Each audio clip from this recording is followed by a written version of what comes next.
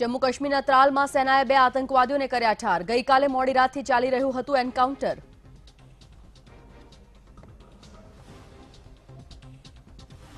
જૈશ એ મોહમ્મદ અને લશ્કરે તૈયબા ભારતમાં કરી શકે છે મોટો આતંકી હુમલો। ગુપ્તચર સંસ્થાએ આપ્યા હુમલાના સંકેત।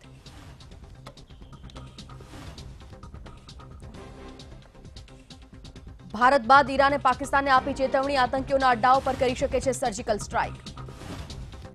રક્ષામંત્રી નિર્મલા સીતારમણ શહીદ જવાનની માતાના કર્યા ચરણ સ્પર્શ। કહ્યું, ગમે ત્યારે મને કરી શકો છો ફોન। પ્રધાનમંત્રી નરેન્દ્ર મોદી આજે વિવિધ કાર્યક્રમોમાં કરશે લોકાર્પણ। અડાલજમાં અન્નપૂર્ણા મંદિરનું કરશે લોકાર્પણ। વસ્ત્રાલમાં જનસભાને કરશે સંબોધન। અમદાવાદનું કાલપુર સ્વામિનારાયણ મંદિર ફરી વિવાદમાં। સ્વામી પ્રિયદાસ એક પરિણીત મહિલાને લઈને ફરાર થઈ ગયા હોવાની ચેતવણી આપતો પત્ર વાયરલ।